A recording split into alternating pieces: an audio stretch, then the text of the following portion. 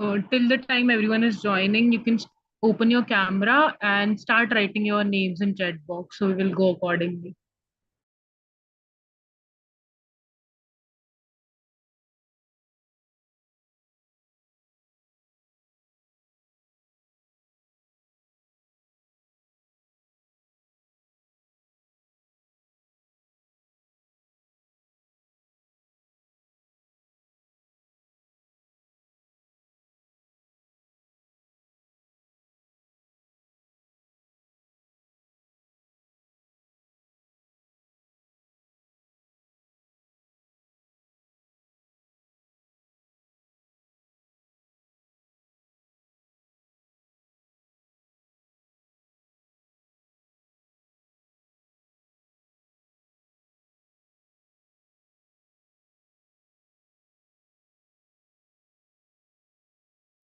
Okay, so good evening, everyone. I hope you all know me.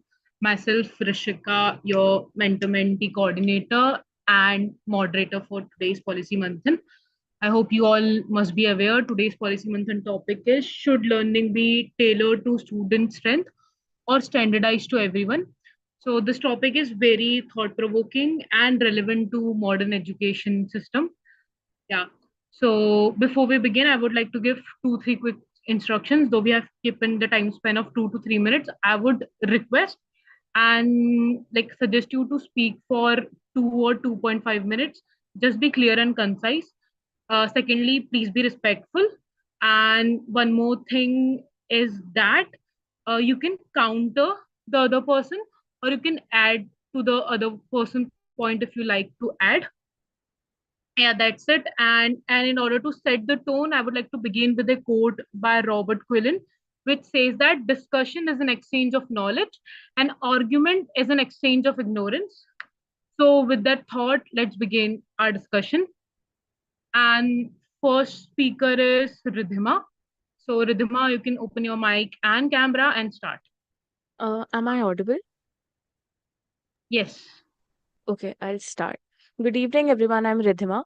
To begin with my reflections, I'll quickly define the terms standardized and personalized, which is another word I'm using for tailored, in the context of education. So, firstly, a standardized approach to learning is defined by clear objectives and expectations, a fixed curriculum and teaching methods, and reliable assessments. So basically, such an approach ideally would ensure that a certain quality and consistency of learning across educational institutes is maintained since everyone is taught in the same way. Assessments and comparisons across students is also easier. On the other hand, a personalized or a tailored approach, it seeks to keep in mind the individuality of a student. And it basically tries to weave an education plan according to their strengths and weaknesses. Essentially, it is a customization of the learning process to suit their needs and abilities. This could mean, for example, setting different paces for different students, using different techniques for them, or even teaching content that is outside of the standardized curriculum. Now, while I was researching, an interesting statistic that I found is given by the National Library of Medicine, which conducted an experiment in order to gauge the difference of learning through a tailored approach as opposed to a standardized one. To my surprise, they concluded that the control group and the treatment group did not have any significant difference when compared, especially since this was like a short term experiment. So, since the tailored approach was only used for a short duration of time, it did not yield much of a difference. uh, I believe that it is right now probably impossible to implement a tailored approach in the education sector at a mass scale while maintaining the quality and integrity of the education. But it was also my first-hand experience when I began college that I tended to do better in courses where the professor was willing to change their curriculum and planned activities to suit our demands. This worked especially well in courses with small strengths of student. So this semester, I'm doing a course in gender studies with only 8 students. When the professor asked us for feedback, I wrote that it would be helpful to play interactive games that would be fun and engaging and also help us look deeper into how gender is pervasive and like a part of our everyday life. And in our last class, we played a super fun game where I got to beat up my friend with a branch. And I also learned about how people of different genders behave in specific ways when they're in a social setting. So, I'll conclude here. After my research, I believe that the ideal educational experience is one that mixes the two approaches.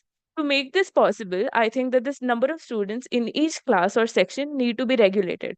With a strength of, say, 40 students, it's impossible to know every student and help them with their every question, right? But it is much more feasible to tailor the experience as much as a teacher possibly can if they only have, for example, 10 students to look after. So that's it from my side. Thank you.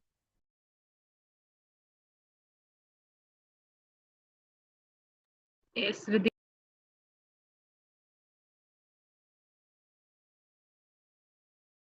Rishika, you are muted.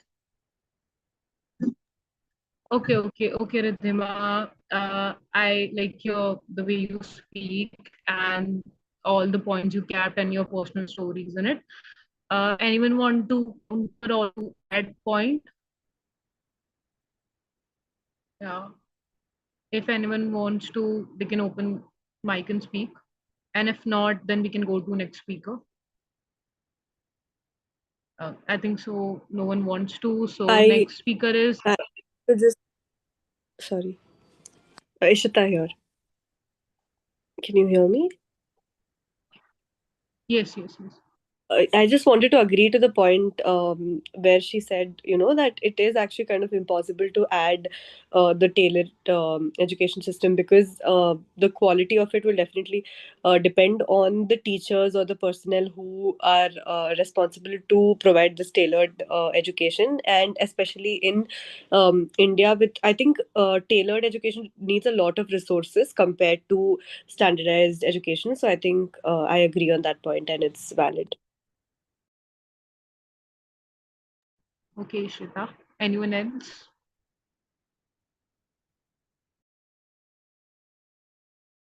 Yeah. So next speaker is Rakshit. You can open your mic and camera and start speaking. Am I audible? Yes, you are on. Yeah. Thanks everybody. I'm Rakshit Tiwari from University of Calcutta, and unlike yesterday, I would like to go with the flow today because the plans my thought process this week. So I totally agree. Like if we tailor the learning to the students, what will happen? It will enhance their abilities to learn, and it will help them in their studies. But like it looks very good in the theory, it looks very good on the papers. But when we are trying to implement it, we will face a lot of problems. One of the problems is the structural problem.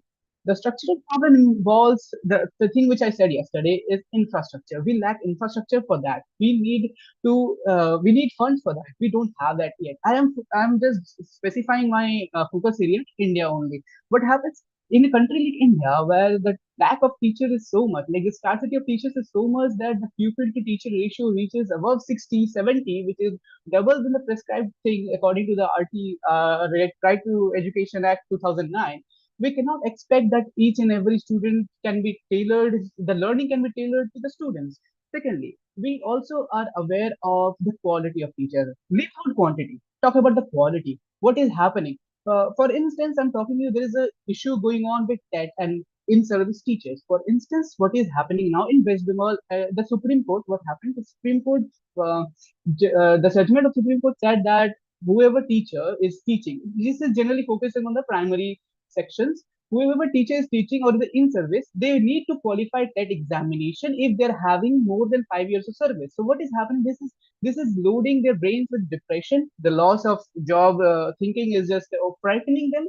So this is reducing their quality significantly. Another thing, the system which is running today, the system, the limelight system which is currently prevailing, is to some extent good. No issue is with it, because if we are enabling each and every student to get exposed to whatever the subjects are available in the curriculum in majority of the subjects, what will happen? They will get exposed to each and every. They will learn. They will be acquainted with all of the subjects, and then they can choose whatever is fit for them. For instance, what we have I'm taking my example. I When I entered my college, I literally went to attend all the events, all the clubs take it table tennis, chess, debating society, murals, etc. I tried all of them, but now I'm a second year and I'm just only stick to two or three of them because I'm understanding that it is not very feasible to go in all of these things. So this is the issue which we need to highlight.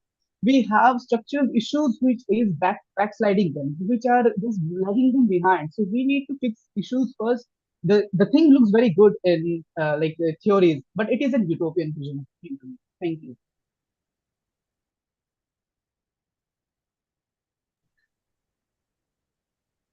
Uh, Very good, Rakshit. I can see how well researched you are. Yeah. Anyone wants to counter or at some point?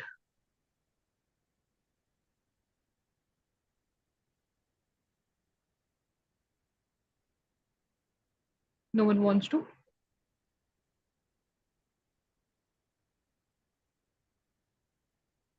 Okay, so should we move to next speaker? Chaitanya. Hello, I'm audible. Yes, you're audible. So this Okay, is so what we starting. asked about. I think Shiva and Vidhuma told about it, and I agree with it. I believe there is there, but what I feel Radhika, your mic is on. I'm so sorry. No problem. Chaitanya, please continue. Okay, so when I had my first glance at the topic, it seemed very obvious to me for that we should obviously choose the first option because every child is unique and we can tailor education for all of them. Then it would be the best solution, right? But then when I thought more about it, then obviously the logistical issues came upon it, and I thought like maybe it is more of a utopian topic. If it would be practical if we would be living in a utopian world, but that's not right. Also, there would be many evaluation challenges with that because if we are teaching every child uniquely in its own way, then we have to evaluate it accordingly also. So obviously, that's not a right option to choose. So when we let's come on to the second option, which was to standardize education for all of the children. But again, if we standardize 100% education for all of them, then maybe it would be logistically easy and more practical and more easy for the teachers and for him to evaluate them also. But then again, it does not do any justice to the child's capabilities and their talent, and that would be wasted completely. So that's not right for the nation also. So then we will be, we'll have to come up with a solution that can be implemented at a policy level, at a broader level, at a larger scale, because that's what we are here to do here, right? So I thought of a solution which is, very widespread also, and which is accepted very widely, which is the 80-20 solution, in which I thought maybe if we can do standardized education to the 80% part and keep the 20% room for the talent part, so that when education is standardized for most of the children, then it is logistically easy to teach them, to evaluate them. Also, if the students are learning at a similar education level, then it becomes very easy for them also to discuss among their peers, so that they can develop their communication skills, they can develop their logical reasoning, analytical skills also. And we have kept a room for 20% in which they can identify their capabilities, they can identify their talents and work upon that accordingly, they are they are able to choose a career that they want to. And we can increase the 20% to 30%, 40%, and 40% as they advance. So it does not create a burden on them in the starting only, that they have to choose a particular field and enter in that only. So that would really help. And that's what I thought. I would love to hear your opinion as well.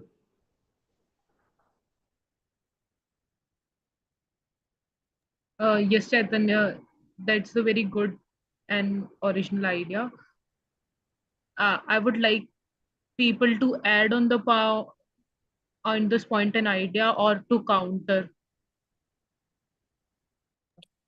I think the 80-20 solution is very practical because even now, maybe not in state boards, but in ICSE board, as much as I know, because I've studied in ICSE, many schools, not, but even then, not all, many schools have implemented this where from So since mathematics and science gets difficult in 8th, ninth, 10th grade, they give an option to the students to choose a commerce subject, or but even that does not have many um, diverse options. But even then, I feel like this is something which can be implemented more vastly in other boards and in sarkari schools as well, where there's an option after a certain point where they have developed the standardized education until that certain age, and after that, when they know that this is what I am interested in, that time they get options, and they can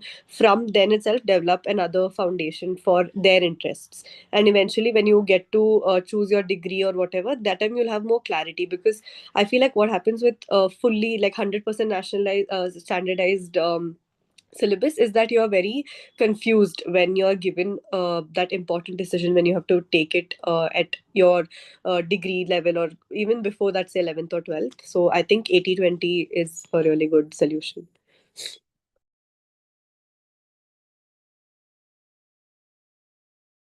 That's a very good point. Anyone else want to add or counter? So my opinion on this 80/20 rule would be in the support only, but I believe that with this 80/20 rule, it is actually not labeling students as they are behind somebody or they are like ahead of somebody. They're actually at par with their peeps, and they're also like they are ahead in their own category. And that doesn't mean that we are comparing them. So 80/20 rule is actually beneficial if we think of psychological aspect as well.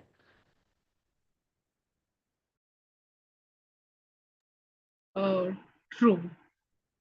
Yeah. Uh, so anyone else want to add, or should we move to next speaker?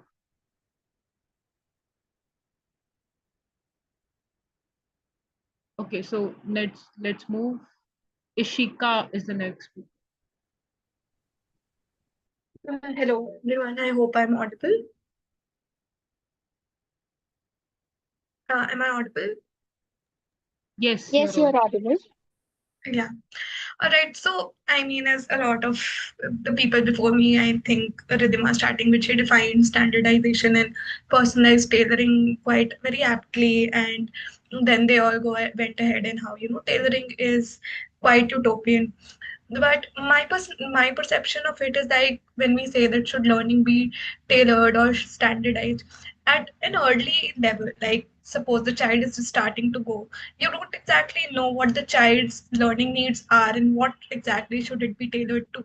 So my view of this is that education and school learning at the initial stage needs to be standardized, because it is when they are exposed to all the different subjects and they start assessing, and the teachers and engagements start to say that what works for a child. For example, if we start tailoring it an early approach, then if a child is not interested in mathematics or numbers and it's probably not inclined to it, then tailoring as per the student's interests only, and not as per its weaknesses, or not as per the standard curriculum, which are the basic foundation skills that are required, would lead to a bit of a hampering of the learning of the child. So I feel like that's when we see like a lot of sarkari schools and government schools report. If you see a sir or pratham reports, they say that a class 2 student doesn't know basic multiplication, or a class 5 student, like there are more than 50% of class 5 children in government schools who don't know a two-digit division, who can't solve a division problem. So we and this is a situation where we have a standardized curriculum, but how far do we have a standardized learning is quite faulty. I had I had an experience with, like, I was volunteering for teaching for like Jeevan Rekha children, and those were children from like class 1 to 3 who used to go. So there was a child who was like not very fond of mathematics, and supposedly he had an engagement with a tuition teacher who was like, okay, if you can just pass in maths and if you're doing good in English, that's fine. But then at the basic level, you need the standardized learning to be able to do well in all subjects or have the basic skills, which you say the literacy or numeracy skills. And as and when children go ahead, the tailoring can be approached. The tailoring is of learning is a good approach post like grade 6, when even the NEP we are seeing more vocational subjects being introduced. I got to know that even in KV schools in class 6 grades they are introducing AI and ICT as extra subjects. So I think that's where the tailoring approach works.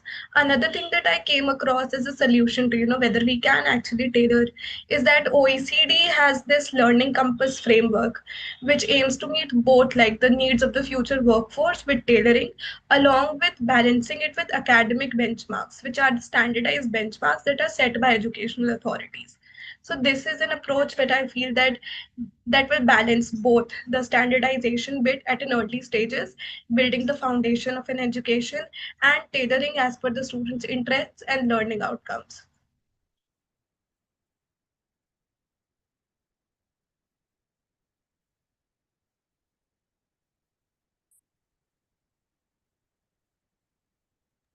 Very good. I personally loved your points. Okay. Anyone else want to add or want to counter?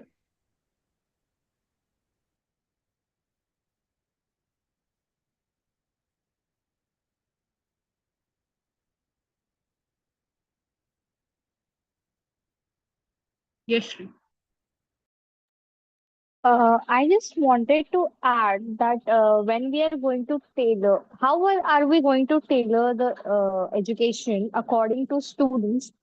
When you have to give a particular exam, like the competitive exams, when we are talking about them, you need to learn maths. So when I hate maths, I can drop it at one point, but when it comes to jobs or when it comes to getting into colleges, I need maths.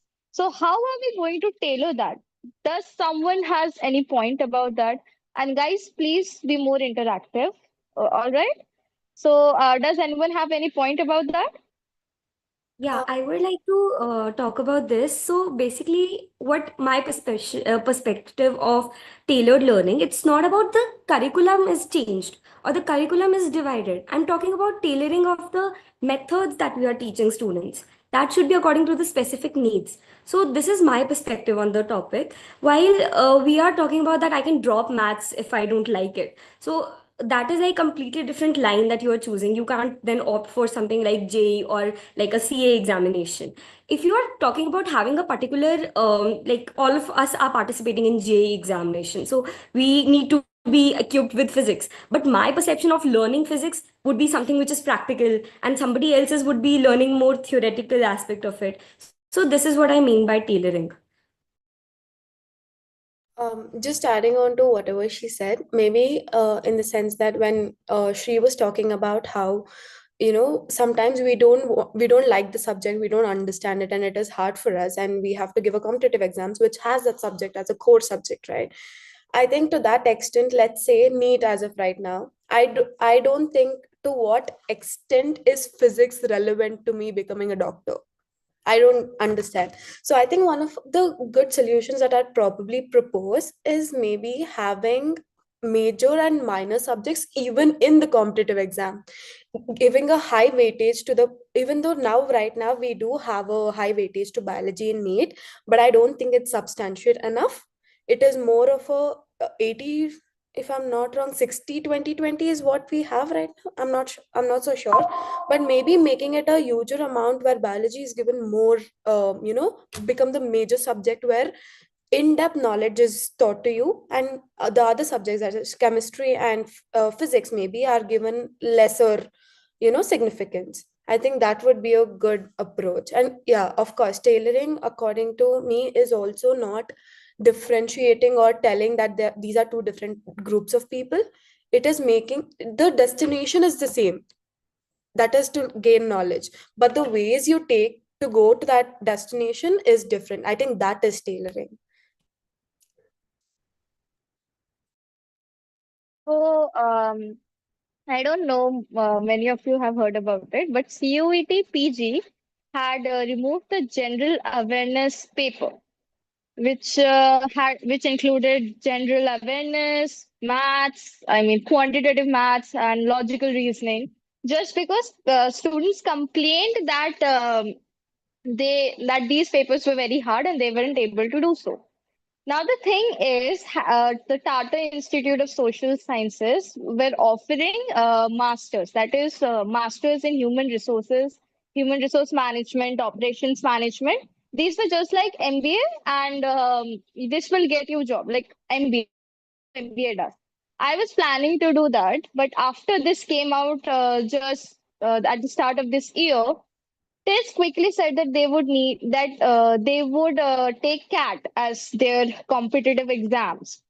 Now, I just wanted to ask: does this actually benefits us? Does tailoring this whole thing actually benefits us? Because I don't think it benefited me or any of my friends who were planning to give this whole TIS thing. Now that it is CAT, I can't dream of giving CAT because I'm not good at maths. So how am I supposed to get admission in my dream college when this tailoring thing is hampering it? Uh, One thing that I would say that tailoring, of late, everything is becoming so multidimensional that you need to have, knowledge about everything. Like even if you say that, I'm not inclined towards doing this, there are people in sociology who are doing software and statistical regression analysis while writing their research papers. There are almost like a lot of PhD students I know who are even not from like an economic statistics maths background, who are working with a lot of technical softwares. If you, for that matter, see that how many people do stock market technical analysis despite not being from any financial background. So you see that as everything is becoming so multidimensional, you cannot drop any subject as such. What you need to actually tailor is how you learn. Like the way that Radhika also said that it's about the learning, like how you learn. And as far as the test is concerned, I don't know exactly if they're asking only CAT, but then even under CUET they do have a paper for MBA that Tata was considering. They You have that general paper, which obviously is like for the people who don't like maths, it is quite difficult. But then there are equivalently other options that you can leverage. So I mean that is where you'll have to play. Like if you can't do one subject, then you'll have to do something else, and that is where the tailoring your approach matters more. Like learning and tailoring your approach towards how to approach something. I might have a strong point, then I have to tailor it by myself also. I cannot leave it to the education system to think for me, because there are the population being like 65% of the population of India is under 35. They can't tailor it according to each segment. So a lot of it needs to be a partnership effort. We need to analyze and understand, what is working for me, and then we need to understand that what is in the system that I can utilize according to my needs. All right. But the thing you were saying about the MBA exam paper, they removed it. That whole thing they removed it, and there is no exam MBA exam paper anymore in CUET. Okay, so Rishika, you can go ahead now. Yeah, and Shri, like in order to add in your point, I think so. Tailoring is not not completely about changing everything. Maybe we can, if anyone else can counter or add to my point. We can keep some basic things stable and change other things, like how our constitution works. Some basic principles are there only, and everything around changes. So basic math should be there, languages should be there. These are the very basic things which everyone should know. So yeah, we can keep like that. You can counter me or add.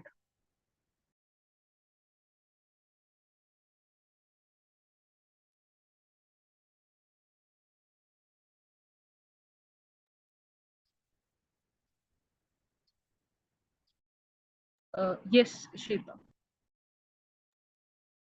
As Rishika said, the about languages, but I think the problem in India is because of the diversity, even languages become an issue for students to study, as they're growing up. Because, say, so I'm from Bangalore, and the only two options usually given here is Hindi and Kannada, which is the local language. But there are people from all over the states in Bangalore, right? Like there are people whose mother tongue is Tamil, Telugu, whatever other South Indian languages as well. So this again becomes an issue. So when they make it only these two options, I feel like again it, you know, becomes a thing of rote learning, and you just have to do it for the sake of passing. So I think in India it's very difficult to differentiate between standardized and tailored education. And yeah, the learning aspect of it is something we should definitely look into more than the curriculum, because the instruction wise or the assessment wise, I think we should look into that side of tailoring more than changing the curriculum itself. Just adding to her point, the school where I studied in, we had electives. We had three languages that we had to learn. First being English, and we had options to either choose from our second language and third language. So we had options of around, I think, more than 15 languages that included even international languages like French, German, and other languages. I think this is one of the aspects that should be, inculcated in the government school education system, where people are free to learn whatever the languages that they want and whatever their interest lies in.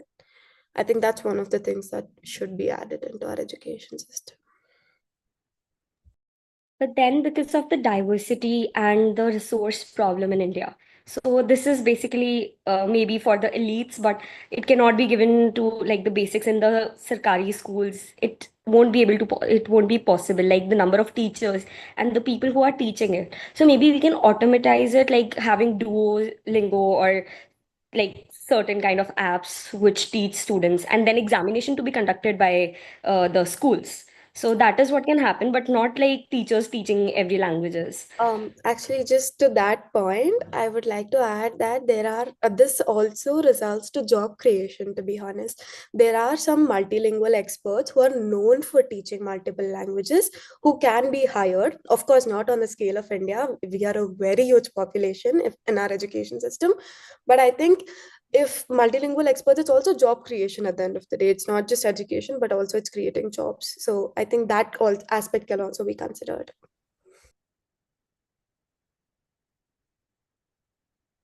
Students who There are were not even two. going to schools.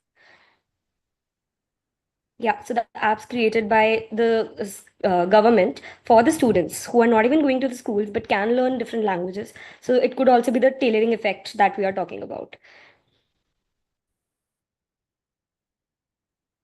Guys, we will get chance to discuss more. Let's move to next speaker. Uh, if I'm pronouncing right, Praful Yadav. Yes, ma'am, you are pronouncing right. Hi, my name is Praful Yadav, and we are talking about the difference between standardized and individualized education. And one thing I want to add, Janvi was asking about the language thing. NEP ने ये introduce कर दिया है three language formula, अभी वो inculcate होना बाकी है, बट उसमें यही है कि दो नेटिव इंडियन लैंग्वेज होनी चाहिए और एक इंग्लिश या कोई भी अदर लैंग्वेज आप चूज कर सकते हो. अभी वो स्लोली स्लोली इम्प्लीमेंट होगा, अभी वो धीरे धीरे हर स्टेट में आ रहा है, so they are working for that. And since I have done BEd, so I will talk about the inclusive education. हम लोग इंक्लूसिव एजुकेशन पढ़ते हैं बीएड में, that is the most important part if you want to teach. And inclusive education क्या होता है कि सब बच्चे, चाहे वो नॉर्मल हो, चाहे वो डिसेबल्ड हो, चाहे वो फास्ट हो, चाहे वो स्लो हो, पर वो सब एक ही क्लास में बैठेंगे, जिससे इंक्लूसिविटी का उनको फील आएगा. ऐसा नहीं लगेगा कि एक डिसेबल बच्चा है उसको एक अलग क्लास दे दी है. मे बी डिसेबिलिटी हर तरह की होती है, उसको एडीएचडी हो सकता है, उसको डिसलेक्सिया हो सकता है, उसको डिसग्राफिया हो सकता है, whatever the disability we can talk about. So अब जो इंक्लूसिव एजुकेशन है वो बिना टेलर्ड लर्निंग के पॉसिबल ही नहीं है. किसी की स्पीड ज्यादा होगी, किसी की स्पीड कम होगी.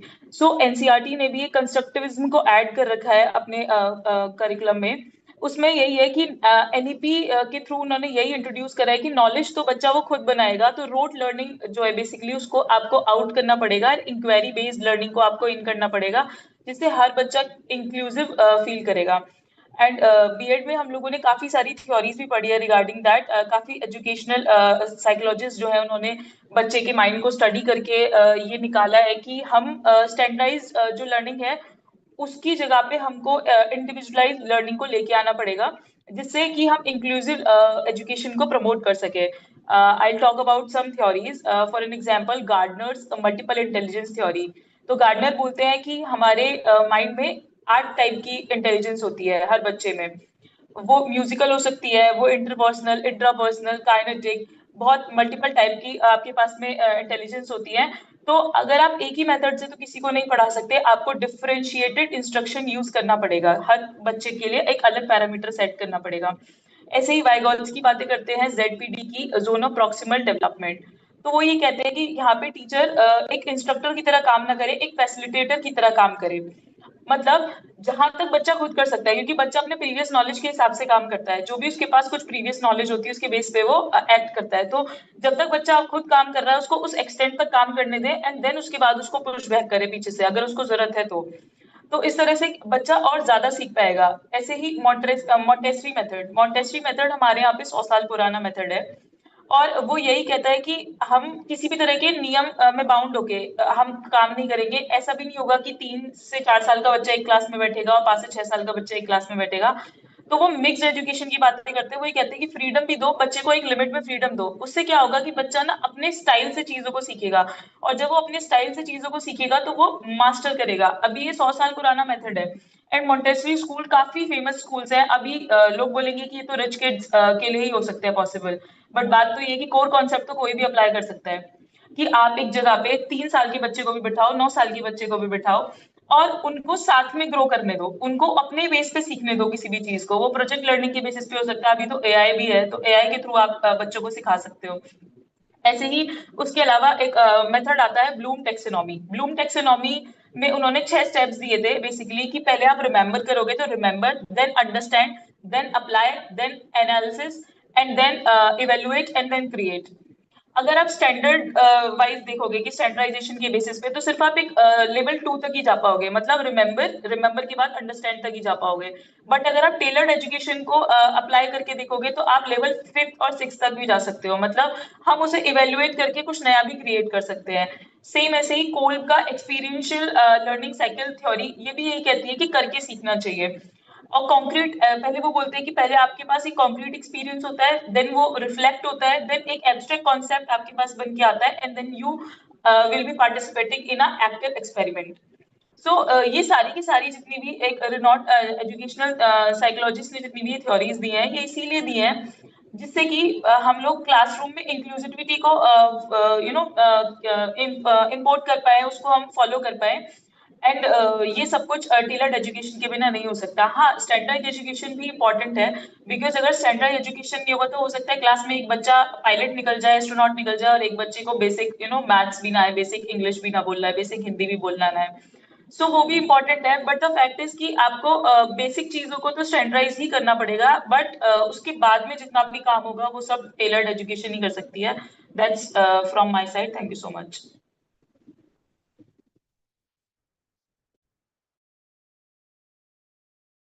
Praful. I have one question. You have talked about like different approaches. So if you are a policy maker, which approach which you you uh, use in order to make the policy for like any new education policy? Suppose any new education policy is coming, which approach will you use? Ma'am, I think I follow the approach of blooms taxonomy, because हम लोग हमेशा जो exams भी देते हैं वो सिर्फ remember and then understanding यहीं तक इतना ही फॉलो कर पाते हैं। अगर मैथ्स हो गया तो मैथ्स को सिर्फ अप्लाई बेसिस पर लेके आ जा पाएंगे, बट हम कभी एनालिसिस, इवेल्युएशन और क्रिएटिंग तक तो हम पहुंचते ही नहीं है। तो I think I will follow the Bloom taxonomy. Okay, just I want to mention, don't call me ma'am. Please, please, I'm very small okay, than you. Okay. Yeah.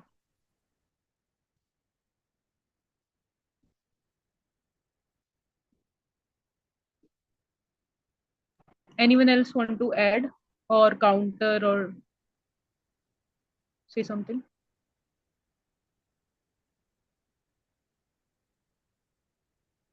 Okay, if no one wants to, then we will call next speaker Pooja.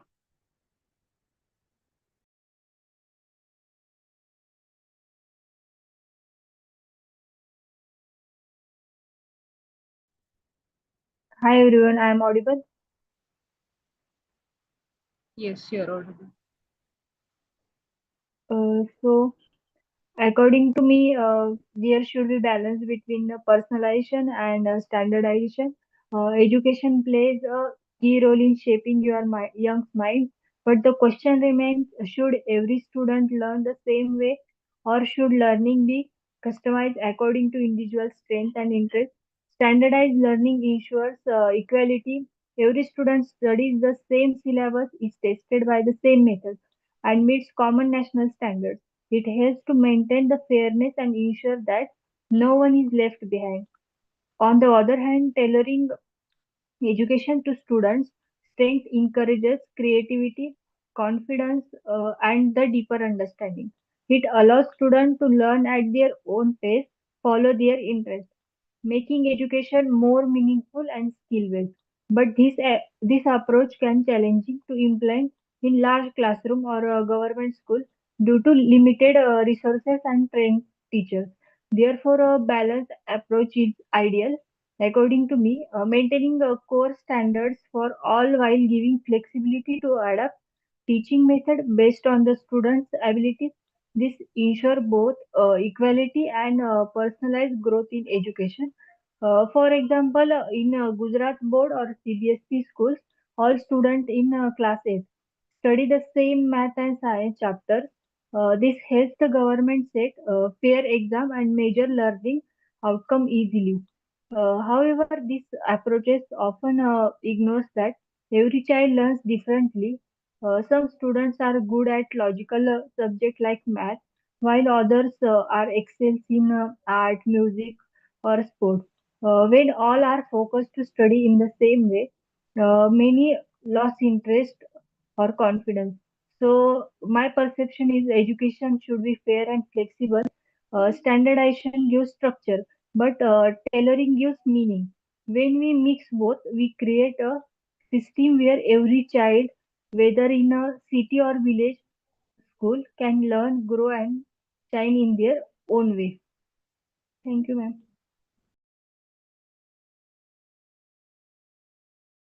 Yeah, good, Pooja. Anyone wants to add or counter?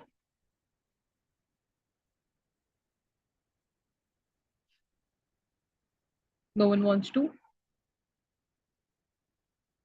Okay, so let's move to next speaker, Avni.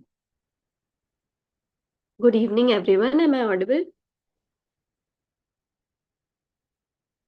Am I audible? Yes. Yes, Yes, you're audible. Good evening, everyone. I am Avni, and I will be sharing my thoughts on the same question about should learning be tailorized according to student strength or be standardized according to everyone. So, as now everyone know the main difference between tailorization and standardization, so I will directly now go to my own experience. I will give my own example. So when I was in class 8, my school reshuffled students and I was moved to the section called 8th E, where all the high scorers were placed.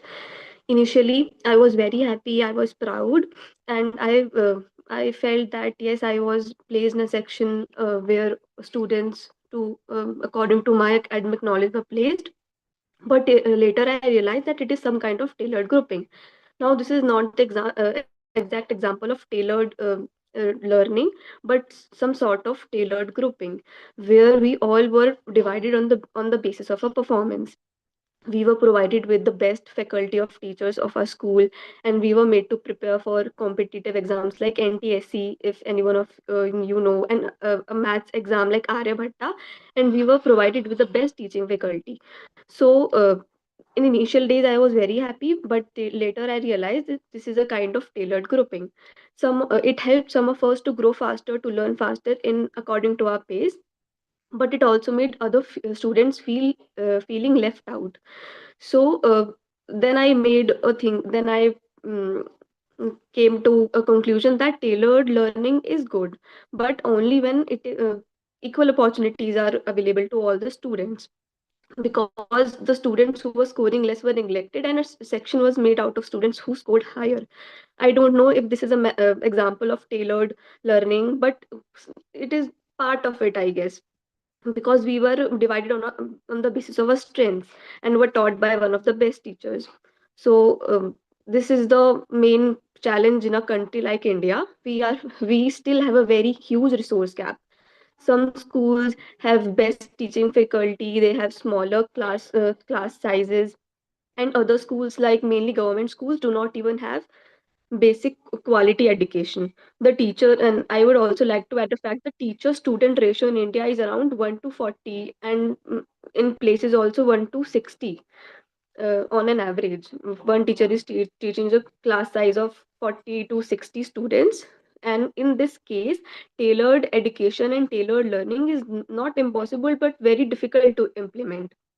It really sounds great on paper before implementing, but it is really hard to put on practice with because teachers feel overburdened, and the infrastructure is very uneven in a country. That's why what I believe, that standardization should come first. We should ensure that everyone is getting the basic start, whether the student is rich or poor, whether he or she is living in rural or urban city, he or she should get the basic standard education first. And once we are successful in ensuring that, then we can move to personalized tailoring on the top of it. So in India, there should not be a question between choosing between these two, but instead weaving these two together, because standardization ensures a fair start, and tailoring on top of it ensures individual growth. So I think standardization should come first. And as I don't remember the name, but someone from us mentioned that for tailorization we also need to work on ourselves. हमें खुद ही टेलराइजेशन को, हम education system पे depend नहीं हो सकते हैं. Standard education को हम पढ़ के और टेलराइजेशन को अपने हिसाब से हम आगे बढ़ सकते हैं उसमें. तो thank you.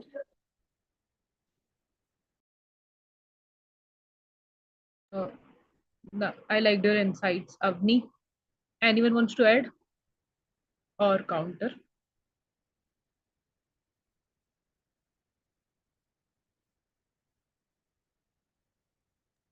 Yeah, I would just That like to add that, as she mentioned about the differentiation of the excellent students and, the ones who are not doing that great academically, that is the main problem with standardized education in India.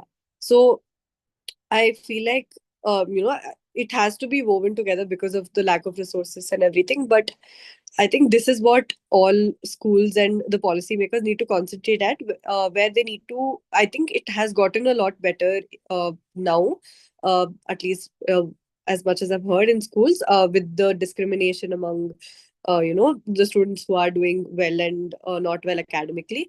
But yeah, I think this is definitely the biggest problem that exists in India.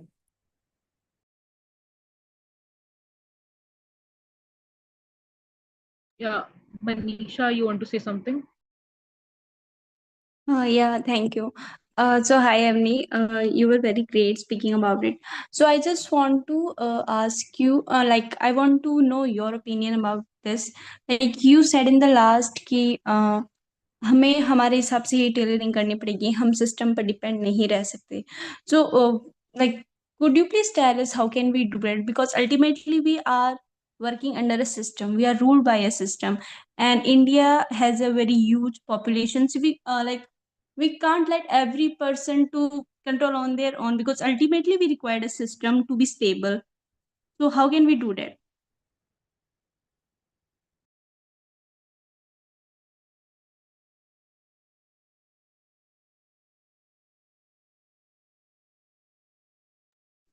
Was I audible?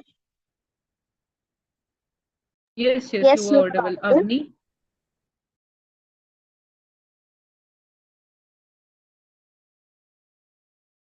Avni, are you here?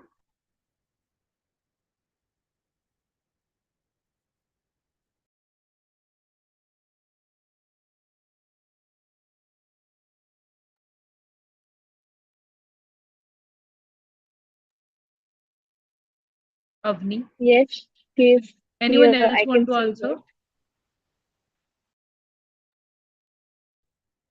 that. Um, I think I would like to say that as far as she asked that we are all the system, so how we can tailor the things. I think that a lot of things under the system that are not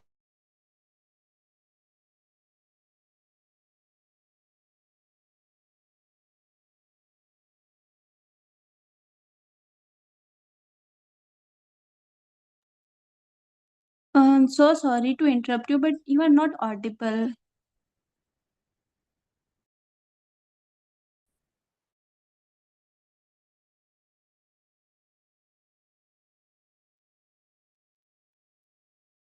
Okay, Manisha, we will discuss this like sometimes later when she will come. Let's move to next speaker. Okay, so Radhika, you want to speak next, right? You have some network issue, you can speak. Hi everybody, thank you for letting me speak early. How I think of this topic of standardization versus catering to uniqueness. So what I think here is that unique talents we are talking about. We are talking about humans. We are not talking about cars on an assembly line like this system is teaching us. So basically, this system, according to me, would be crooked. Like we talked about the competitive exams, like we talked about what Avni talked, the section division. I was also in one of the section divides, and I believe the division here would be fine till the time it's a division. Or until unless it becomes a division of resources of the teachers teaching differently and neglecting the other group, that would be a problem for the people.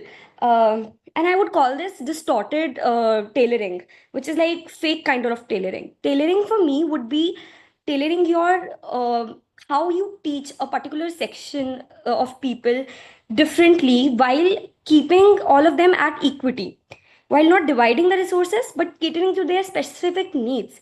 For example, I am somebody who would write down my notes and then learn it, while somebody else would actually speak out and learn it. So that is what tailoring of education would mean, the tailoring of educational methods.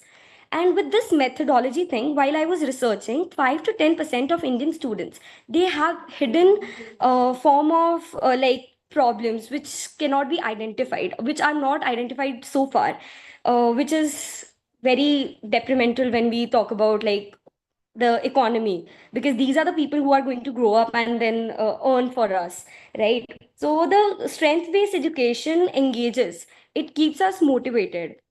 For example, if I am very laid back in my class, I wouldn't be able to be focused enough. So that is something, while a teacher who is engaging with me would be helpful. Like somebody here told us that they gave feedback to their teacher. So that was something that I was finding very interesting, while my teacher was never asked me for feedbacks, because I'm also under this system of standardized education, which is not wrong in my opinion. Standardized education gives us equity and power at others in terms of resources, but when they evaluate us, that is the major problem. So for this I studied about Finnish model, and Finnish model and the Gurukul system. While the Gurukul system was completely more about standardized education, but they were also catering to certain needs of the students. Like they would teach them how they would want to learn.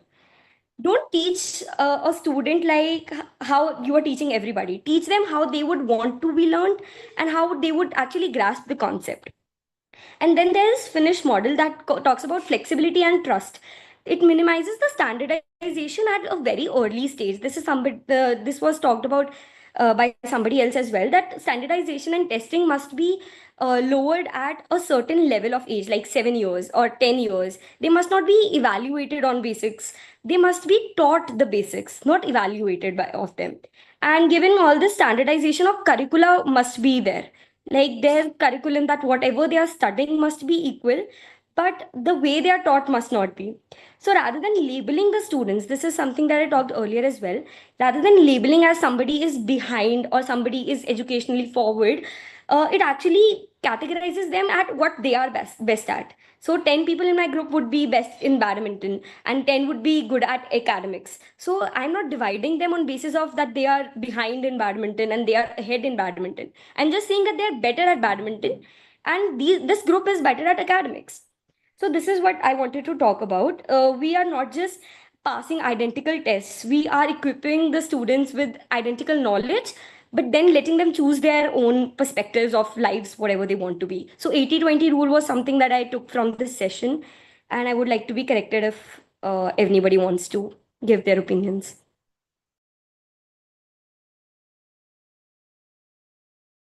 Radhika spoke very well, and you sound like very enthusiastic while speaking. I like your speech. Yes. Anyone else want to add or counter?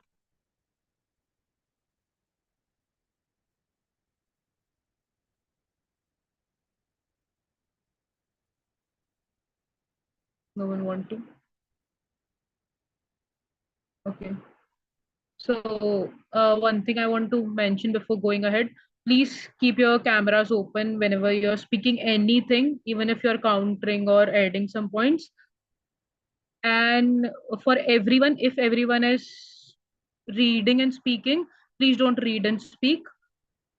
Like for the upcoming speakers, please don't read and speak, please.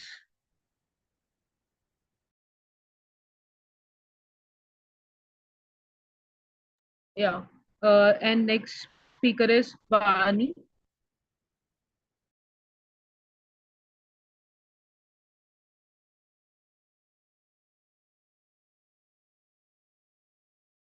Are you here? Bani, are you here? Yes, am I audible? Yes, you're audible. Yeah, so basically, I've heard every point of view, and there's mostly two sides that we are saying. One of the side is that in India, tailoring is not possible, and the other side is that tailoring is required. Well, there is need for a middle ground in India specifically because we have a very diverse country. It's not just language that's diverse. We have social diversity, we have economic diversity, we have historical diversity, and there is a need for a tailorized version. But when we say tailorized version, I think we all one of the things that mostly we talk about is let's not have these subjects. Let me as a person who's not good at math be able to go in fields that is seen as a predominantly math requiring field.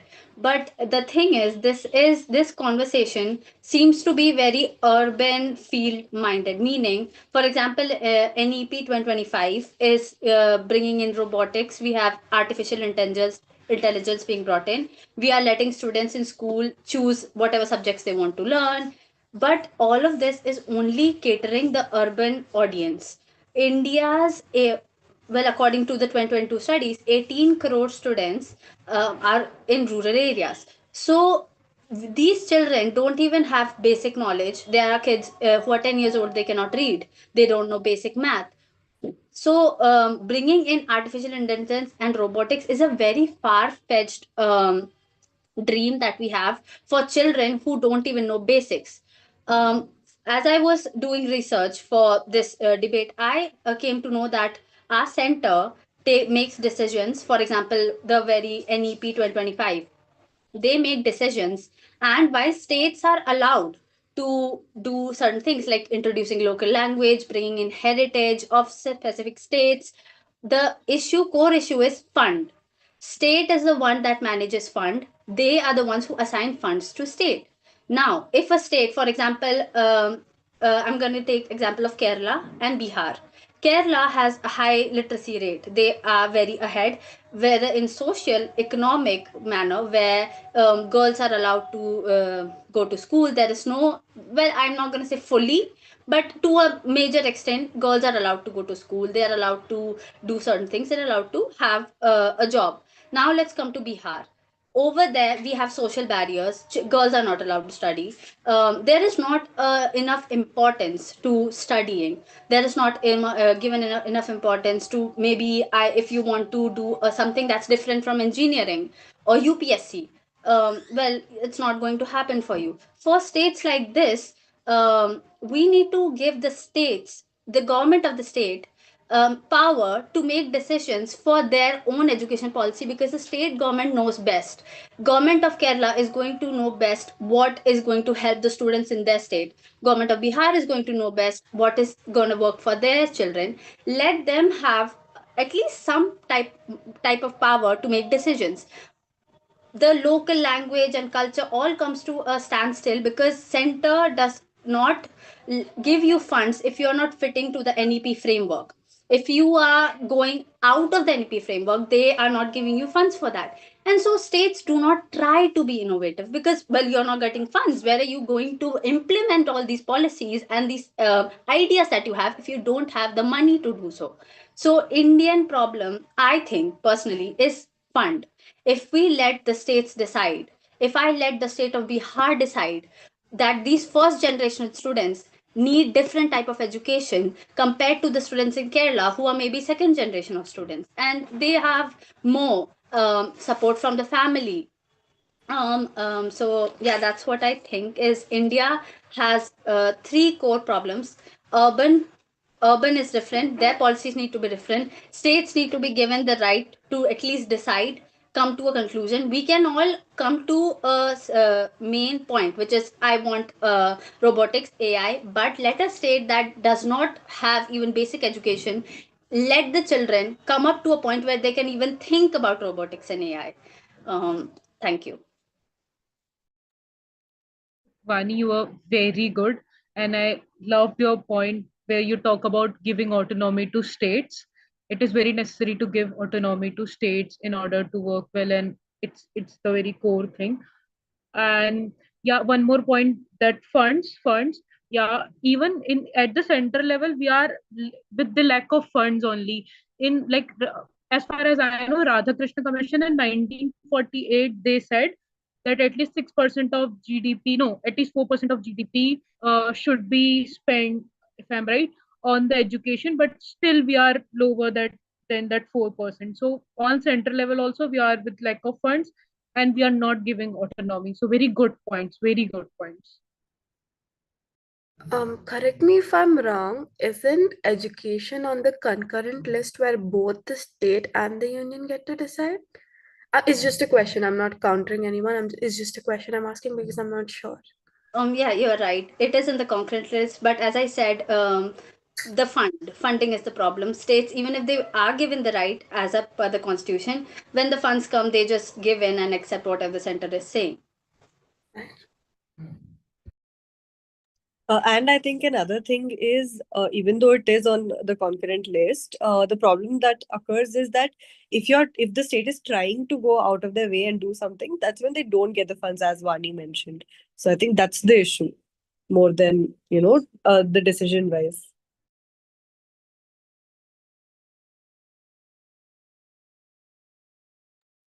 Yes, you're right. That is the core issue, because there is a lot of talks. For example, in Kerala, there is marine biology and ocean studies that children want to do, but this is seen as something that's very far fetched, and then funds are not given because the center basically wants you to just know who was the ruler that ruled in Mughal era. Everyone needs to know that, but that's not really helping the Indian society. Yeah, basically it's politics. If center if in center other party is ruling, and in that state other party is ruling, they won't give fund. So that's the very political issue. Yeah. Anyone else want to say something?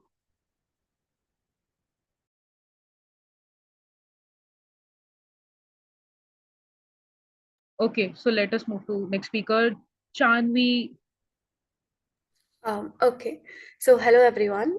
Today, before anything, I want to make this very clear. According to me, even though people think that tailoring undermines the standards or makes assessment chaotic as such, but I think tailored instruction is not about abandoning standardization. if you're getting my point. Rather, it means that you're using common learning goals while varying the path and pace to reach them. So, national assessments like NAS helps us measure outcomes across the system, and I think classroom level diagnostics inform how to adapt instruction day by day. Combining both, I think, helps accountability for teachers, students, and the policymakers to make sure that they're, providing good level education. So there are one core issue I think which people didn't stress about was, I think, evaluation methods according to me. Like, I am a law student, so to get into law school, I had to give a centralized exam called CLAT, and the five subjects in CLAT were English, logical reasoning, legal reasoning, GK, and math. I did not to this day understand why we needed math for law. I had to, and it became even more harder for people from rural areas because one, they are not good at English. Do not have the resources to study for English, so they were not good at English. And since CLAT as an examination is only in two subjects, that's English and Hindi, so people from rural areas across the country did not have an option to give exams in their native languages. That was one of them. And two, there are people who have dropped math at a very early stage. So they had to sit down and work hard, even though they were not interested in the subject as such. And practically speaking, it does not help you. And another point that I considered was that even in courts, most courts, even in high courts of a particular state, people do not argue in English. This is a very unpopular opinion, but I don't think people have actually observed in courts that people do not argue in English. In Karnataka High Court, for example, they argue in Kannada, and the judge also gives judgment in Kannada. So I didn't understand where all of this was coming from.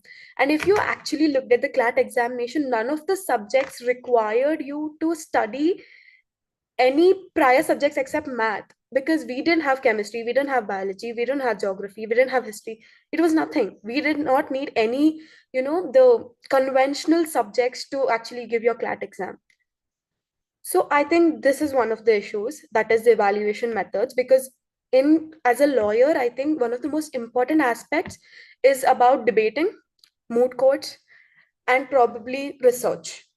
Other than these three, I don't think, and these three were not even the part of the evaluation criteria for the exam. So I didn't understand that part. And secondly, I think new learning models can genuinely be included, and this is of course harder on a scale of India because we are huge in number. But just to mention one person from YouTube, he's called Anubhav sir, if I'm not wrong. So he's a physics teacher, and I have never seen such a teacher till today, because for me, always practical experiments help me understand things better than theory. So he used to, every little thing in physics, he used to perform the experiment in front of the class for the people to understand.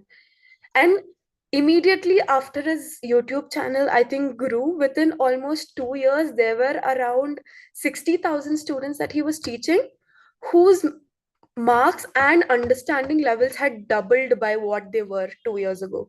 So I think new learning models is also a very important thing. And having said that, I think, of course, on an Indian level, we can't expect, um, catering to everyone, every single one's needs. But I also think it is important to maintain a level of standardization while catering to people's needs in the way you do it. Thank you.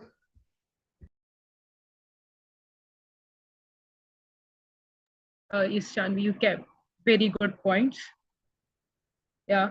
Okay, so you mentioned about maths thing, that why CLAT has maths and the language thing.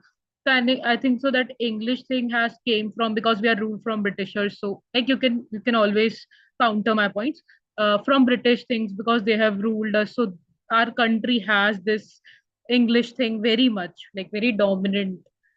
This thing is, and maths thing, I think so maths, because maths is not all about mm, architecture, measurement, and this maths also test your aptitude. So maybe they cap maths for aptitude thing. Yeah. That's my point. Anyone else Add to want your to? point, when I said math, I see there was also a part of it which was like logical aptitude, the one you're talking about, like blood relations or like, assertion, reasoning. That's a different thing. But this was pure number math. So I wanted to put down the point that not everyone is interested in numbers, and CLAT as a law as a subject does not require you to know maths as such, and it was not even basic level math. It was complicated math. And like, if you ask me to do integration and I am from an humanities background, I can't do it in the paper. So I think that was it was standardized but not standardized at the same time. So just wanted to put that thing. And about English, I think, yeah, that was the problem I wanted to highlight. Not everyone knows English, not everyone is able to understand, and it is complicated English, right? Because you're bringing in, a lot of how do I explain it, let's say a lot of reasoning, a lot of thinking goes behind it. Like, you can't read the paragraph once and know ki, okay, this is what this is about. No, you have to read it thrice, four times to understand what it is, even for a people who is well versed in English. So it is very complicated, and I don't think everyone will be able to crack that level of an exam, and it's a disadvantage for people from rural areas and people not well versed with English. Yeah, I think so. That's the point. CLAT should look into it, and our system also should look into it. Whenever they will get free from other things, they will look into it. Anyone else?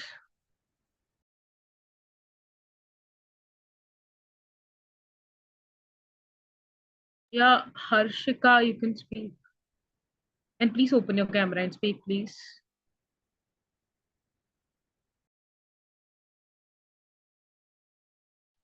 Hi, am I audible? Yes. Okay. So I don't want to counter anything. So I just I after hearing everyone's point, like I heard Chaitanya's 80-20 rule, and then Vani's the fund issue which we face. After hearing all these three, then she said that after when taking medical or any such course we want to switch, like we sometimes think that we should switch to some other career. So I want to, after listening all these things, I want to put my own opinion, like what I think is. So there is fund issues, right? And then there are thing like 80-20. So we cannot take one thing as a standardized learning or tailored learning, but we can take a middle path, which can be like 60% of the education should be remain standardized, and which can ensure all the student gain essential um, like academic knowledge and the fairness and equality in education. And then the remaining 40%, it can be tailored to the student strength, learning styles and interests, like allowing them to engage deeply and effectively with the subject they are interested in. So how we are going to do that?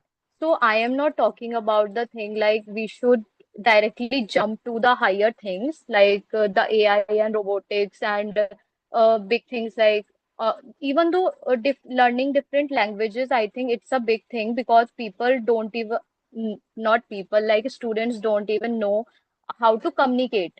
Like first they should know how to communicate in their own language, like in their native language, then only you can go and learn like different and new languages, right? So first I will say that every student is different, and even when I was in school, so during my school years I struggled with the basic curriculum thing, like studying uh, 4 or 5 subjects in a day for like 30 minutes, or it was I think 40 45 minutes if I am not wrong.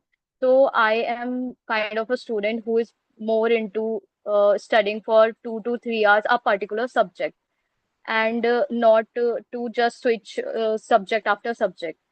So, like, my learning style was different, and I think every student is different. So, if we if we talk about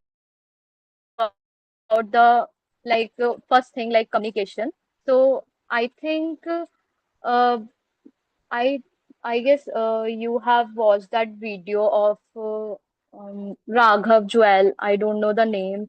That video is that short video on Instagram is so famous that where he says that Indian students don't even know how to communicate. Like उनसे थोड़ा ऐसे भी पूछ लो like कि what is your name and what are your interests and they are like ऐसे करके like they behave. So language तो तब सिखाएंगे ना जब they know how to communicate. So her student different होता है. So we should why we are jumping to higher things and not on basic things. Like if we even if we do not have funds, we can work on the basic things like communication, sports. Why we are not talking about sports, right? So like sports should be compulsory for every student with participation. Reflecting in I guess the report cards, we should give them grades on the performance basis. Like when I was in school, so it was not mandatory. Then when I went to college, I was so interested in volleyball, but I was totally a newcomer. Like I don't know how to play volleyball or all these things, so I always feel कि मैं बाकी सबसे बहुत पीछे हूँ and मुझे ये चीज स्कूल में सीखनी चाहिए थी जो मुझे कंपलसरी नहीं थी, तो शायद मैंने इग्नोर कर दिया and मैंने सीखी ही नहीं. So there are so many things, and sport should be like compulsory because it not only helps you in health or it also helps you in mental well-being, teamwork, and discipline. So it will give you a holistic education or holistic development, we can say. And then the third thing after like language and sports, I think the third thing should be internships.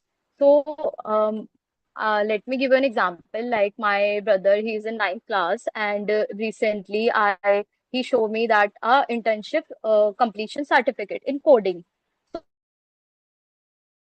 So I asked him, like, I am in, like, I have completed my graduation, and you are doing internship in school. You are in ninth class. So he said, हाँ, I did internship in coding. I asked him कि तुम्हें मतलब आती भी है या ऐसे ही बस he said नहीं नहीं थोड़ी आती है. So it was 1 month internship.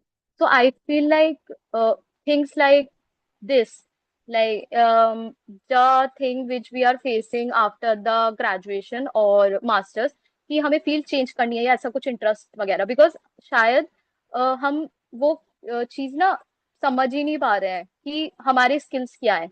तो उस स्टेज पे पहुंचने 12th के बाद जस्ट हमें डिसीजन लेना है कि अब हमें किस कॉलेज में जाना है. नाउ अब हमारे पास इतना टाइम ही नहीं है कि हम बैठ के सोचे क्या स्किल्स हैं, क्या हमारा लाइक किस फील्ड में इंटरेस्ट है. तो दो चार ऑप्शंस होते हैं, मेडिकल ले लो, इंजीनियरिंग ले लो, या डीयू में चले जाओ, ह्यूमैनिटीज ले लो, यूपीएससी कर लो. तो बस यही ऑप्शंस होते हैं, right? So why we are not introducing internship thing in schools? ये तो हम बेसिक स्कूल्स में भी करवा सकते हैं, right? And then so like I feel ki certified internships, at least one or two internship we can introduce in but like each class starting from at least 7th 8th class to till 10th class, they will get an idea ki in which field they want to go according to their skills. So all these things I think like I don't know if I am right or wrong, but I feel like these two three things are the very root things जिसकी वजह से might be आगे जाके जब हम college में आ जाएंगे तो हमें शायद उतनी प्रॉब्लम ना हो. So I don't know, like if you, I just want to know what you guys think. Like the 60-40 rule can be implemented like this: 60% the standard subjects, and then the 40 or 30% we can say the sports, communication, and then internship thing. So that you know एक middle path भी होगा, बहुत ज्यादा resources भी नहीं लगेंगे, और easily हम I mean I just want to know ki, what you guys think. I just wanted to counter that part because I feel like this is a very urban concept. Like how Vani mentioned. So when we talk about sports being compulsory or like something like that, I feel like mainly we are looking at the kind of background we all maybe, most of us have come from, where we had the privilege to, actually have a compulsory sports or whatever. But when we talk about rural aspect, it comes down to again having the most basic things. See, what is important for rural and backward regions is that they need to be employable in the future. They need to make a living for themselves, or maybe they have to like know the basic things like a one quantitative subject, one language subject, and maybe something like that. So this is very basic, and I feel like this is what we need to concentrate on more when it comes to education policy. And when it comes to all these things like sports and internships, I feel like we are getting there, and I feel like we are, at a place where schools and colleges have started experimenting with, going out of their way and trying to give them a little bit more exposure than fully theorized and academic perspective. So yeah, I feel like this should be more considered in a way of rural aspect as well, rather than completely urban. And yeah, that's all. But So Ishita, what I think, even there may be some people in rural areas who are very good in some sports, but they are not getting assistance. So they need grounds, they need training, and government need to look upon it.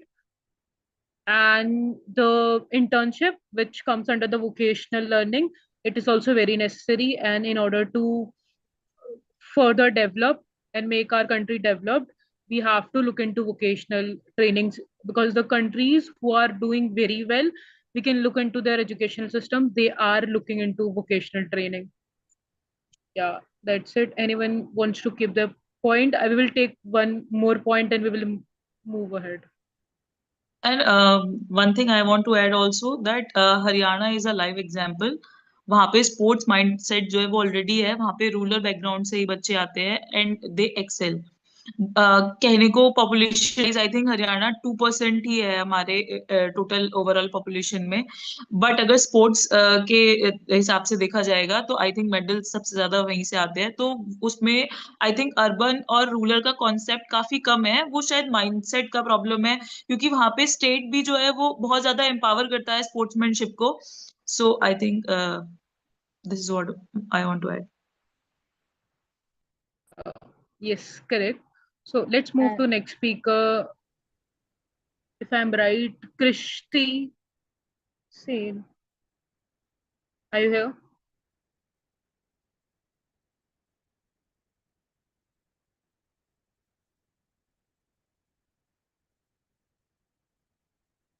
I'm so sorry. I just realized I was muted. Uh, okay. Hello, I'm Christy, and so I think the cornerstone of education in India is to have this level of uniformity among everybody else. So, starting from everything. So, same school uniform, same वो steel का डब्बा वाला tiffin box, even the way we greet our teachers, that very dragged, whiny tone of good morning, ma'am. So, that kind of sets the tone. And that is also reflected on how we teach and test our students. So, but this is sort of harmful in a way because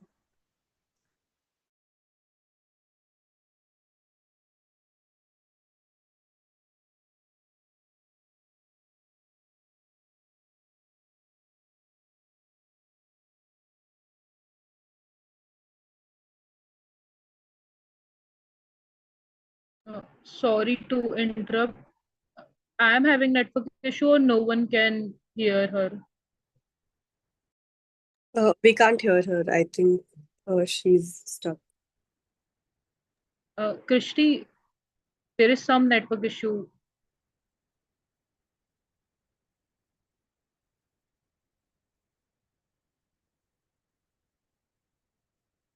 Okay, so let us move to next speaker. Whenever Kishri will come back online, we will listen now. Sai Krishna, are you here?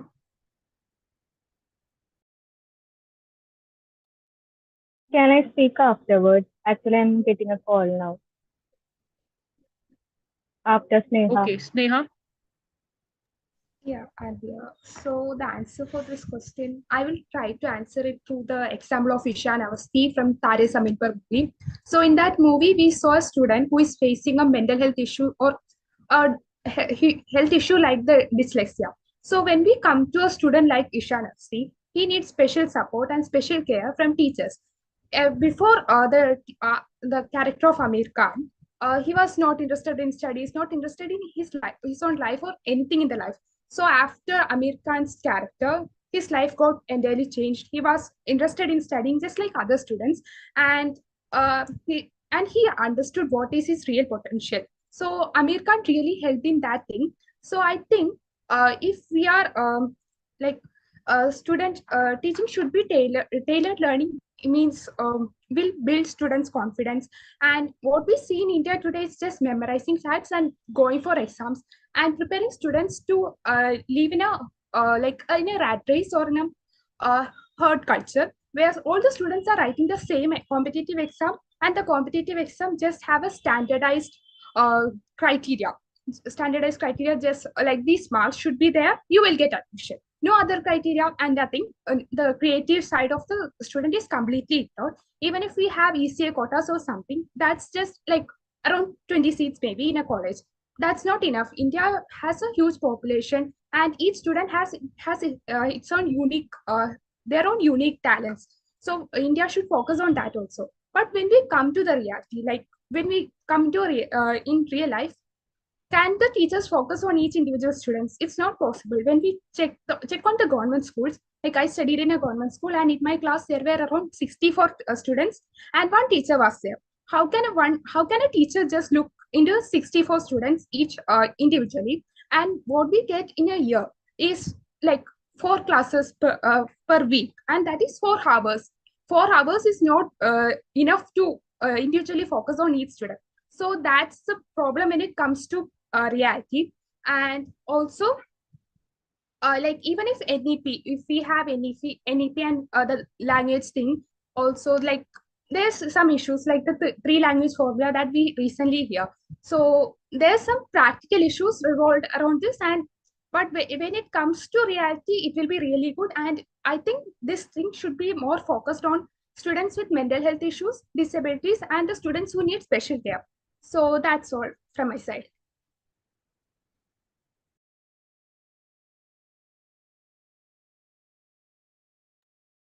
Very good, Sneha. I like the initial point you kept of Ishan.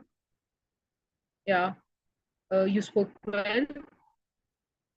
Anyone else want to add or counter?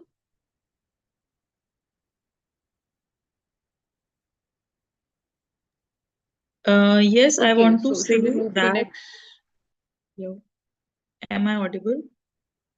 Yes, yes. Ma'am in short I want to say that ऐसा नहीं है कि हम standard education के through ही कर पाएंगे अगर 64 बच्चों की क्लासेस है there are multiple options we can opt जैसे कि हम ग्रुप स्ट्रेटेजी बना सकते हैं यू नो कुछ इंडिविजुअल लोगों को छह से 8 ग्रुप्स में डिवाइड करके उस बेस पे उनको कुछ सिखाओ आप ये देख लो कि कौन कैसा है फिर उसके बेस पे उसको अगर आप सिखाओगे उसके अलावा भी there are so many things peer teaching आप करा सकते हो कि एक अच्छा बच्चा जो है वो क्लास में कुछ एक्सप्लेन करेगा तो उससे क्या होगा कि टीचर के पास एक टाइम होगा एक वीक बच्चे को थोड़ा सा सपोर्ट देने का तो there are so many multiple things we can do जिससे कि एक 64 क्लास की भी एक क्लास जो है वो मैनेज कर सकते हैं हम by tailored education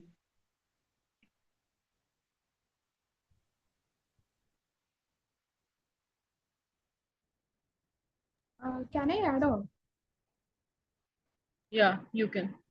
Yeah, I think that's a good idea. But for that to be implemented, we need to change the timetable and make the timetable accordingly. Like only like up to 12 o'clock, the teacher will teach whatever he needs. And those students who can't understand, the teacher can make groups and the peer learning can be promoted for the rest of the day. So for the implementation of that policy, we need, first of all, we need to change the timing of like the timetable and the period each teacher needs. So from the implementation thing, it is a little bit difficult, but if it is implemented, it will be really good. Yeah. Yes, very nice. Okay. So next speaker is Ishita. Yes. So I think everyone has covered most of the points. So I just have a little two things to say. So I would like to talk about the problem of the assumed consistency and accountability that comes with standardized education. So it is believed that जब हम standardized education follow करते हैं तब सब लोग consistent रहते हैं, the results are consistent, the study, like you study this much and the results are this much, but that's not the case because as Praful said, there are disabled children, there are, and we are trying to promote inclusive education. I feel like this is the main issue that we are facing in India with standardized learning, because we feel like everyone will give the same, not the same results, but we will be getting results out of them if we continue the standard procedure. But that's not the case. And the second thing is accountability. So when it comes to like again the teaching methods and everything, you the teachers have to shift that and kind of cater to the needs of different needs of the children, even not only the disabled and non-disabled. It also, I feel like, should also be implemented in a way of audio learning, visual learning. I think that also is a good idea to implement, because I feel like we did bring smart boards and etc into our system, but we never made full use of it. So I think that also is a very nice part of tailored learning, which we can, implement together with standard curriculum. So yeah, these two things I wanted to say. Thank you. Very good, Ishita. Yeah, you have been speaking from very starting actively and very nice. Everyone should be active, and your points were also very nice. Anyone wants to add here or counter? Okay, so if no one wants to, let's move to next speaker. Okay, Sai Krishna, you can speak now. Am I audible? Yes. Like most of the points, all of you has been covered. I just wanted to say my perspective on like what you all guys have said. So, like as you know, in most of the Indian schools, like even today, the education system is still standardized. And here, the goal is to promote equality, like promoting access to everyone. But we must understand that equality isn't the same as equity. Like if we take an example of a class, we could find like everyone is having different types of capability. Some may be excel in logical thinking, others may be good at art, others may be good at sports, and there will be, of course, there will be multi-talented people as well. And but like we all are measured by the same scale. So I feel like key differentiated learning is needed, like so that education must be tailored according to like students strengths and weakness. And like there are also several government programs like samagra shiksha abhiyan. Like its focus and implementation may differ according to state, but I am saying from Kerala point of view, since I'm from Kerala. So the Samagra Shiksha Abhiyan in Kerala, it focuses on bridging social and gender gaps, and it also ensures equity and inclusion at school level. Then another instance which I could say from my personal experience, which is somewhat similar to what Avani has said, was like in my class 4, our teachers used to group children for division classes, like according to learning levels. The students, ones will be in one class, the others will be likewise, and those with not that much good in studies, they will be in one class. But I find it was useful. Why? I think it differs according to schools and it differs according to teachers as well. Like those teachers which was given to the weaker sections, they were extremely good. Like their teaching methods, I find it really exciting. And even I wish to go to that school because they teach from the basics, which many of them, like even I don't know some of the basics, but still I was put in the studious class. So like it depends on different teachers as well as different states. I don't know, like many of you have said the opposite of what I was saying. So it depends on that. Then to talk about NEP also, like it also offers various courses, but due to its like limited courses like allotted to college, we are not able to get. But if all courses were allotted, I think it would be very nice because there are a lot of good and effective courses like which will be useful for our future as well. So if that was possible, I think it would be very better. Then something is like I could say is about technology. Like in this era of technology, we could also use like apps or platforms which are personalized according to our learning levels. Like in Duolingo, we could see like, there are intermediate, beginning level, and advanced level. Likewise, we could also do or like make apps or platforms where we could tailor according to our education, like learning standards as well. So what I want to say is that even if the curriculum can be common, but the pathways to reach it should be different. Like it should be more creative or more something tailored according to the student's strengths and weakness. So I believe if standardization in its right way, if it is possible, then it is something like a way forward for Indian schools, which will focus on equity as well as for excellence. So that's it.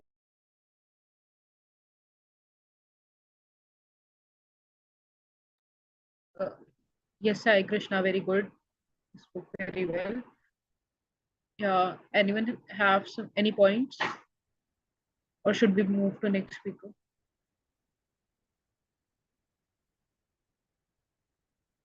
And one thing, please, guys, please stick to the time frame. Nishtha, you can speak next. Hi, good evening, guys. I hope I'm audible and visible. Yes, Nishtha. Yeah, hi. Good evening, everyone. So I'll just start off. So I believe learning should start from a student's strengths and not just end with them. So according to uh, me, standardization might make things equal, but it does not always make them effective. Like how we have talked about school, there was always this one subject to me that comes easily, and one other subject that made no sense, no matter how hard I tried. And for me, as political science or English as a subject just clicked, and I loved the classes that encouraged curiosity. But I felt lost in ones that treated learning more like a race, like same path and same pace for everyone. So I feel like standardized education has its own value, of course. It gives structure and help measure progress. But I feel the truth is not every student fits that structure. Some learn best by seeing, others by doing, and some need more time to think before they perform. When we ignore these differences, we just don't lose interest, but we lose the most important thing, that is, I feel like an individual student's potential. So building our education on students' strength isn't also about removing standards. I feel it's making them more human. It's about saying to a student, something that I would have wanted to hear when I was a student, like we will meet you where you are and we'll help you move forward. Like in countries, for example, like Finland does this very well. Fewer tests, more trust in teachers, and they still have some of the best literacy rates in the world. Of course, complete freedom can create new problems without shared goals or benchmarks. Only those with better access to resources might benefit. So, the real answer isn't choosing one side. I think it's about finding a balance. Education shouldn't feel like a factory line, it should feel like a more of a structured journey enough to guide us through it all. And uh, as for India, through the National Education Policy 2020, feel like it shifts focus from rote memorization to critical thinking and creativity. So, and also teaching in mother tongue during early years, so children can learn in languages that they actually understand. But I feel like there's one challenge, that policies can set the vision, yet implementation decides the outcome. Many Indian schools still still depend heavily on exams and rigid curriculum. To truly follow through, we need to give, I think, teachers and academic boards more freedom and support, just like any other country does. I hope I was able to keep it short and precise. Thank you. Thank you so much, guys. Yes, Nashta, I love your points. You brought the current scenario in the discussion. Very nice. Anyone else want to add some points?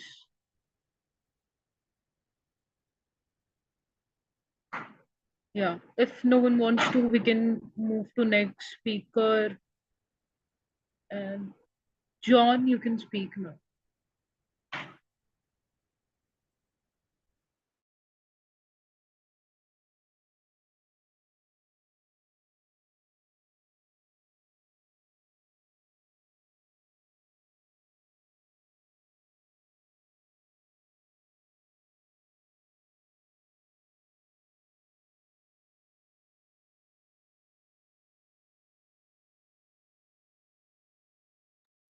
I think so.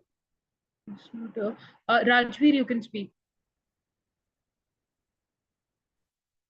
So, good evening, everyone. Hope I'm audible.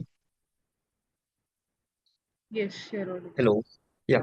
So, I think till the class six, everyone should be everyone should taught the same subjects or a standardized education. Like that's what exactly the National Education Policy of 2020 implemented or introduced. And after the basic education or the elementary education has done, like everyone should able to read and write, there should be a tailored education should be introduced. Like the desired subject or the interested subjects.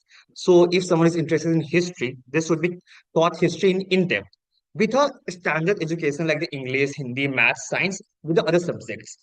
And after the class 10, with the introduction of the class 12, because if I take my example, I opt the PCM because I was interested in governance, law, and the, but I was not sure. Okay, what I'll done after the humanities, if I'll choose humanities, what I'll do after the 11, 12. Okay, because we have to be practical. So I'll choose maths as a safer option. So, but my school doesn't offer any subjects of governance or subjects of the humanities with the PCMs. So after completing my class 12, I now I'm pursuing journalism from Delhi University. Okay. So if we able to introduce some courses in 11, 12, which will like go aligned with the PCMs, which are like history or the governance or the legal study paper with the PCMs with the PCMs, it will really help the students to get introduced with a governance or with a desired subject they want to study. So these things should be introduced, and there should be some soft skill that can be taught in the schools, like the public speaking, like the debating, which really helps them for the college also and for the market also, because market requires a soft skill. So if we taught these things in the schools, it will really help them in the college life. Because I'll suffer a lot in the first years, or the presentation skills should be taught. Because if we don't have a presentation skill, if we enter to the colleges, it will really suffer us, and that's what I also suffer when I enter the college, because I don't have that level of a skills of like a debate, like a debating skill, or the public speaking, like the presentation skill. So these are the things can be introduced in the schools, or these are the things are like not a very big deal for the schools to be introduced, because it just required a professional teachers or the public speaking, which will take a maybe a weekly class, which will taught the technicals or the public speakings, or like the debating culture should be introduced in the Sarkari schools or the government school, which will really help the students to get the soft skills or even get aware of the things which are happening all around the world.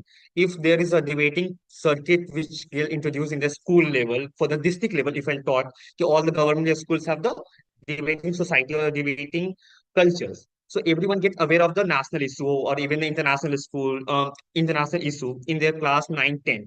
So it will really help to improve their both soft skill and their communication skill, and they will help to improve their overall development. So this is are the points, and the rest have been discussed earlier. Yeah. Yes, Rajveer, you spoke well, and I liked your points. Anyone wants to add into the Yeah, Rajveer points I or want to counter?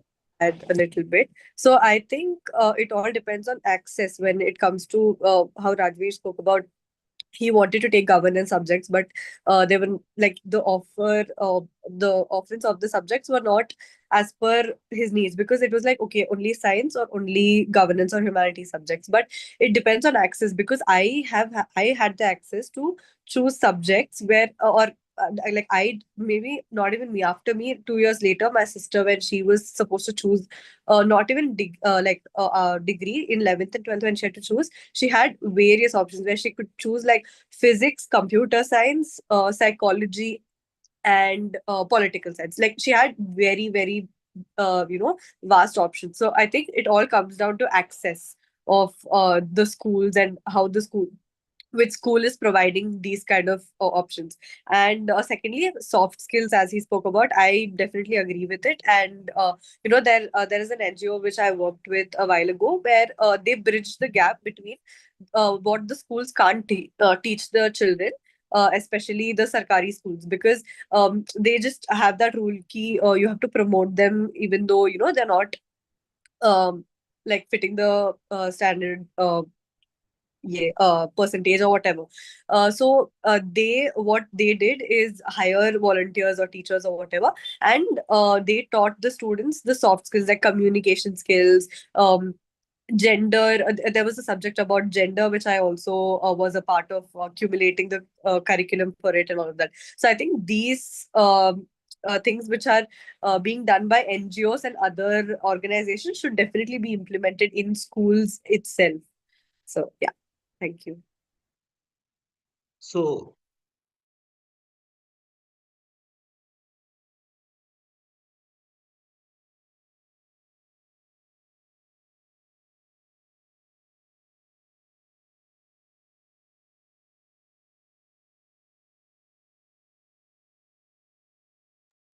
I think there's a network connection issue with Rajvi, or Uh, yes, Rajveer, we can't hear you.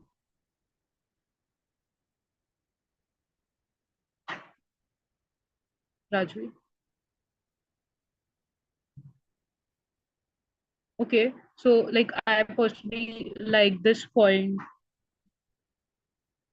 Yeah, what you spoke, Ashita.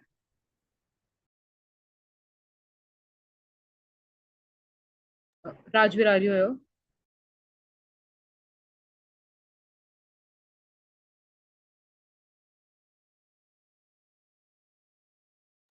Okay, what I wanted to add is that's very true about access, because in the school I studied, I had access to learn soft skills. We had debate competitions. We used to have sessions on gender and everything, every sessions. But then the students who study in government school, they don't have access. So government should look upon this to provide them the all the curriculum and things through which they can learn the skills. So access is a thing. It's a very good point. Now, please, whoever is left, can open their mic and speak, because according to my list, everyone is done. John is not here, and the one person, maybe Krishti, if I'm right, she left the meeting. So if anyone is left, they can open their mic and speak. Otherwise, we will end the policy marathon.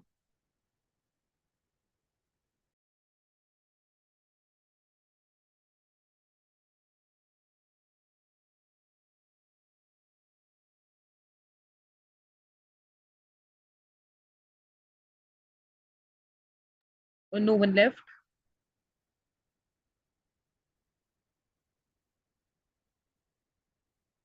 Okay, so let's end it, though we extended the time limit. Yeah. So it was very nice. I was first time hearing you all, and it was very nice to hear you all. You all were very enthusiastic, and almost like if we concise every point and every speech, basic point was key. Yes, uh, catering every student's need is will be very good and should be done, but then there is a problem of resources, how we will calculate this all. So there are some issues, but doing this is very nice. And I think so. This should be taken into consideration by the policymakers to at the point of autonomy, which was mentioned, that giving autonomy to states so that they can, okay, we cannot go to the individual student level, but okay, if for right now we can go to the state level, so we can give autonomy to states. So this was also a very good point. And then there was some 80-20 policies, and some these policies were also kept. Praful mentioned about many psychological uh, theories which we can calculate in our policies. So overall, it was very good, and I hope I so personally took so many points and so many things I learned from today's policy Manthan. I hope you all also learned. Yeah, that's it. We are ending this policy Manthan here. I hope so. You all did not got bored or something, and you all are enjoyed.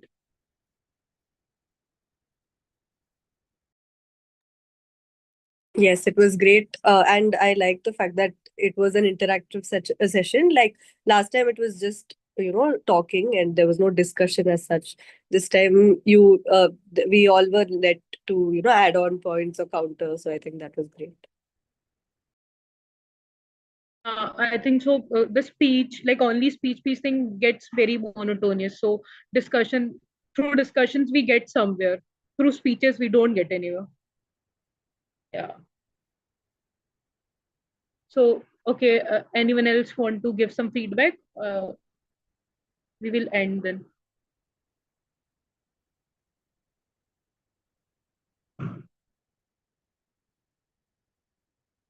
Okay, so bye guys. Bye.